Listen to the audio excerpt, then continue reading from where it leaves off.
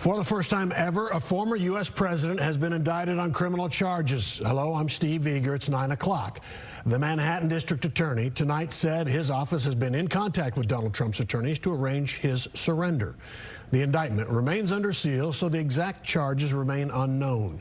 But the case goes back to his 2016 campaign, when the then presidential candidate allegedly had his attorney pay $130,000 to porn star Stormy Daniels so she'd keep an extramarital affair quiet. The former president has already called it a politically motivated witch hunt. Fox 4's Blake Hansen in tonight with a look at what comes next. Blake. Yes, Steve, this is uncharted territory. A former president still under Secret Service protection could surrender to authorities in New York as early as next week. America thrown into unprecedented territory with the first ever indictment of a former U.S. president. Donald Trump will face criminal charges. The decision coming from a New York City grand jury investigating him over payments made during the 2016 campaign used to silence claims of an extramarital encounter with porn actor Stormy Daniels. This is probably the most legally pathetic case that we've seen. A Trump attorney reacting to the decision on Fox News. He is the leading candidate, as we know, and when people are afraid of someone being successful and fixing the mess that our country is, they come after you. Trump's indictment comes as he ramps up his 2024 re-election campaign. He does so facing multiple separate legal issues. The Atlanta district attorney is investigating Trump's efforts to meddle in the 2020 election, and a federal special counsel is investigating Trump's storage of classified documents at Mar-a-Lago, as well as efforts to overturn the election. Trump held his first rally in Waco Saturday and talked often about the looming legal challenges. The only way to stop these arsonists is to rebuke and reject this evil persecution by sending us straight back to the White House to expel the communists and the Marxists and all of them in 2024. And we'll do it in short order. In a statement, Trump reacted to the indictment, saying this is political persecution and election interference at the highest level in history. David Cole is an expert on constitutional law who's not involved in the case.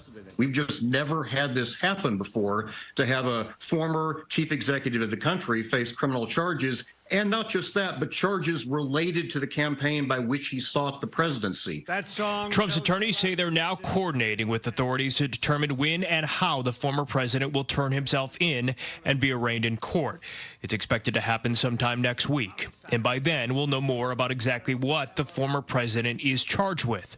But already his team and fellow Republicans say it's political. Governor Greg Abbott tweeting Thursday, weaponization of our courts for political grievances is an abhorrent abuse of power. Trump was first implicated during a federal investigation that led to the conviction of his personal attorney and fixer Michael Cohen, but was never charged. Current Manhattan District Attorney, Democrat Alvin Bragg, pursued these charges and now secured the indictment, but only after his predecessor, Cyrus Vance Jr., took up the investigation but did not go after Trump. It's going to put this DA's office under a lot of scrutiny and make us think about, just because you can bring a charge, should you bring the charge, is the real question we're going to be arguing about. Prior to the grand jury's decision, Trump earlier this month called for his supporters to protest his arrest. Shortly before news broke of an indictment, New York City began ramping up its law enforcement presence. Steve? All right, so this broke about, what, 5 o'clock, and we've all been curious about maybe Trump's potential 2024 challengers and how they might respond, and one who did respond. The response may be surprising because it's Ron DeSantis, maybe his biggest challenger, who Trump has been very critical of recently, too. Yeah, critical as recently as this past weekend when he was in Waco. And, of course, Trump now calls Florida home nowadays. And so Governor DeSantis said that, quote, Florida will not assist in an extradition request given the questionable circumstances at issue. And this might be a moot point for a couple reasons. There are multiple reports that Trump's team has agreed that the former president will appear in court Tuesday voluntarily. That would mean that no extradition would be needed.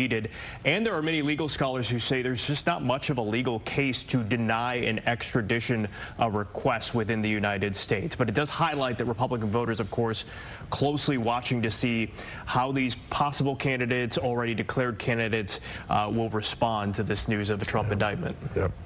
We'll be watching. All right, Blake, thank you.